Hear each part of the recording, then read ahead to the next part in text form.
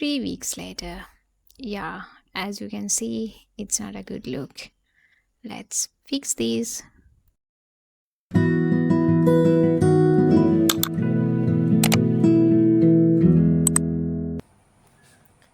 Hello guys. ඉතින් කොහොමද? අද මම කිව්වා වගේම ජෙල් කලර් වීඩියෝ එකක් තමයි අරගෙන ආවේ. ඔයාලා ඉස්සෙල්ලම දැක්කේ මම අර කලින් normal tips ටිකක් දැම්මේ.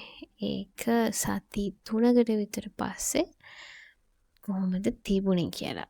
කොහොමරි සති 3ක් විතර යූස් කරලා ඒක ෂේප් එකේ අර ගැලවෙන්නම කිට්ටු වෙනකන් ඉඳලා මම හිතුවා ඊළඟට මම ජෙල් කලර් එක කරන්න කියලා. ඒකට මං බොහොම අමාරුවෙන් නේල්ස් ටික අයින් කරගත්තා. දැන් නේල් ෆයිල් එක අරගෙන නේල් ෆයිල් එකෙන් අපි නේල්ස් ටික ෆිල් කරගන්නවා. එක දෙයක් තමයි ඔය මේ නේල්ස් ටිප් කලින් අර ග්ලූ වලින් සෙට් කරලා තිබුණ ඒවා රිමූව් කරනකොට අපිට ඒකට කෙමිකල් එකක් තියෙනවා.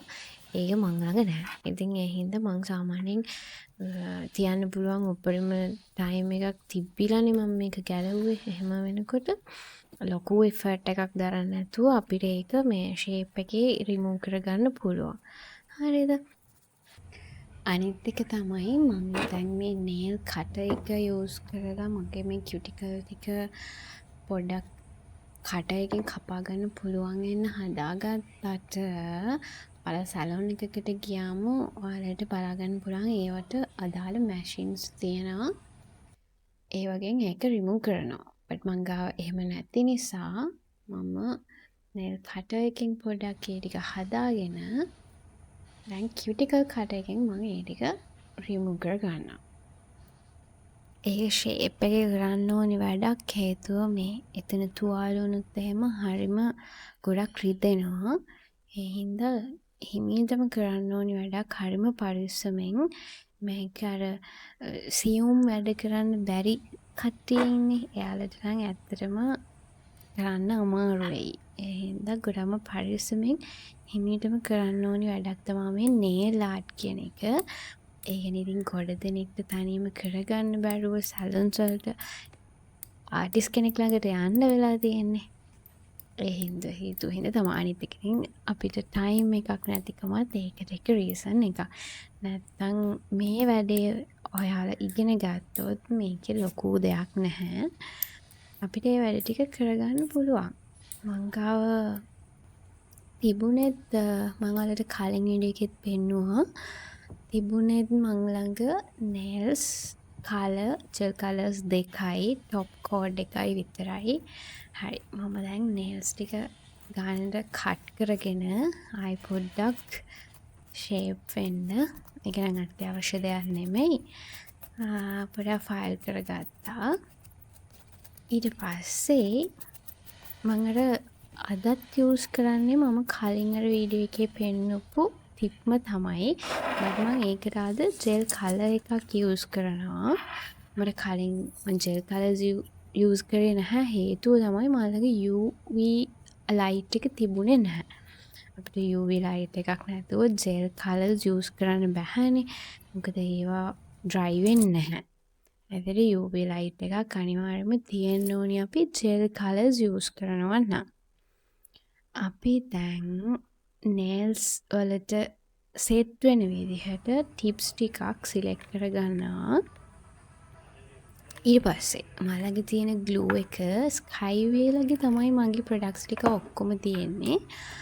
එයාලගේ බ්‍රාන්ච් එකක් කොට්ටාවේ ඕපන් කරලා තියෙනවා. ඒකෙන් තමයි මම ගත්තේ. ඔයාලට මම ප්‍රයිස් ටිකක් චුට්ටක් කියාගෙන යන්නම් චූටි අයිඩියා එකක් ගන්න පුළුවන් හින්දා. මේකේ ග්ලූ එක රුපියල් 800 ගානක් තමයි වුණේ මට මතක විදිහට. ඒකේ ප්‍රයිස් එකත් මම අයින් කරලා ඇයි දන්නේ. ග්ලූ එක සාමාන්‍යයෙන් 850ක් හෝ එහෙම ගානක් තමයි තිබුණේ. දැන් ග්ලූ එකෙන් ෂේප් එකේ හොඳට නේල් එක සෙට් කරගන්න ඕනි. ඒකට කියුටිකල් එක නේල් බෙඩ් එකේ කෙළවරේ ඉඳලා තමයි අපි අලවන්න පටන් ගන්න. එහෙම තියලා ඉස්සරහට හිමීට තද කරලා තමයි ඒක ෂේප් එකේ අලව ගන්න ඕනේ. වාසනාවකට මට සාමාන්‍යයෙන් සියුම් වැඩ කරන්න පුළුවන් හින්දා මේක ලොකු ඉෂුව එකක් නැතුව මට ෂේප් එක කරගන්න පුළුවන්. මට ටයිම් එක නැති නිසා මමත් මුලින්ම සැලොන්ස් වලට ගියා. කොට්ටාවේ මම කියවපු ස්කයිවේ tattoo shop I think so. ස්කයිවේලගේ ප්‍රඩක්ට්ස් වලින් nail art කරන සැලොන් එකක් තියෙනවා. ඔයාලට Google ඉන්ටර්නෙට් සර්ච් කරත් හොයාගන්න පුළුවන්. එයාලගෙන් මම කලින් nails art කරගත්තා. බන් මට හිතුණා ඒක මට යන එන ටයිම් එකත් එක්ක මට තනියම කරගන්න පුළුවන් වුණා නම් ඒක තවත් හොඳයි කියලා. ඉතින් මට ඕනි බඩු ටිකත් අරගෙන මේක කරන්න try කරා. ටිප් එකේ length එක මට සාමාන්‍යයෙන් ඒක පොඩ්ඩක් වැඩි. ඒ හින්දා මම ඒක කට් කරගත්තා. ඒක කට් කරගෙන මම ඒකත් පොඩ්ඩක් ෆයිල් කරගන්න ඕනේ. එහෙම නැත්නම් ඒක පොඩ්ඩක් අර ඒ පාරවල් හිටිනවනේ. එතකොට ඒක කැතයි සහ ඒක පැටලෙන්න බලනවා.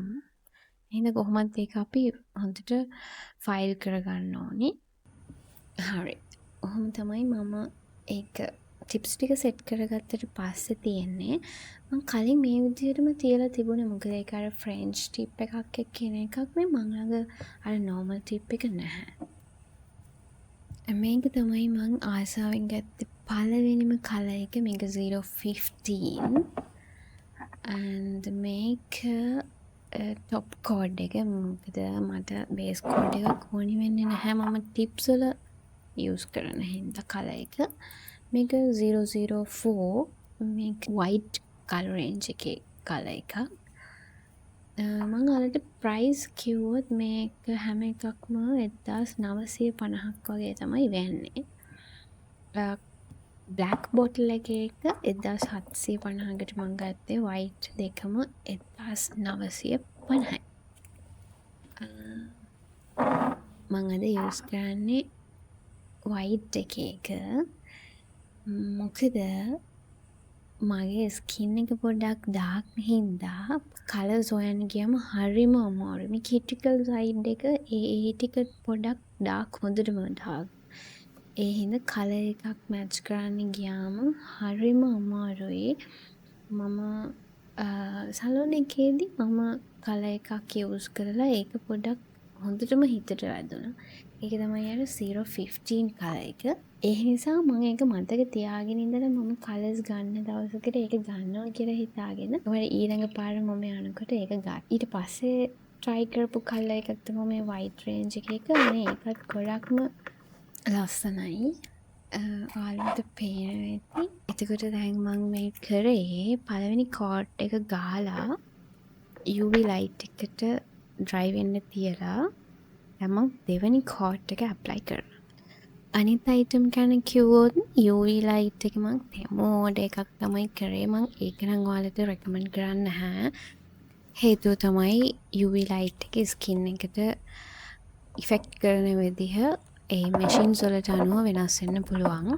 එතකොට මේක ගොඩක්ම චීප් එකක්. මේ බලන්නකෝ මම කිව්ව එක ඇත්ත නේද?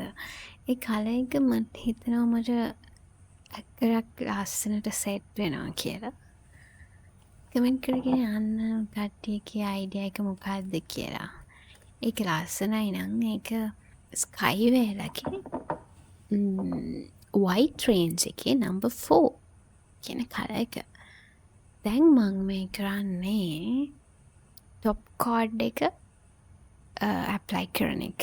හේතුව top card එකෙන් තමයි ඒකට ලස්සන finishing එකක් එන්නේ. ඕනෙම දෙයක ෆිනිෂින් එක නැත්තම් ඒක ඇත්තටම අඩුවක්නේ. ඒකත් ඇප්ලයි කරාම ඒ ගොඩක් ලස්සන ලුක් එකක් එනවා. මම ඒකත් ඩ්‍රයි කරනවා. හැබැයි ඔයාලට පේනවා වගේම මගේ මෙහෙම මේ ෆින්ගර්ස් ටික තවත් ඩාර්ක් වුණා. හේතුව තමයි UV ලයිට් එකට අපි ස්කින් එක දෙනකොට අනිවාර්යයෙන්ම ග්ලව්ස් එකක් යූස් කරන්න ඕනේ. මළඟ තිබුණේ නැති හින්දා මට යූස් කරන්න උනේ නැහැ. අන්තිමට මට දැනුණා ගොඩක්ම තිබුණටත් වඩා ගොඩක්ම ඩාර්ක් වුණා කියලා මගේ ස්කින් එක. ඔක තමයි ෆයිනල් ලුක් එක. මං හිතනවා ඔයාලට චූටි හරි ඉන්ස්පිරේෂන් එකක් එන්න ඇති කියලා. ලස්සනට නේල්ස් ටික තියාගන්න, ලස්සන නේල් ආර්ට් ටිකක් තනියම කරගන්න. ආයෙ දවසක හම්බ වෙනකන් පරිස්සමින් සතුටින් ඉන්න.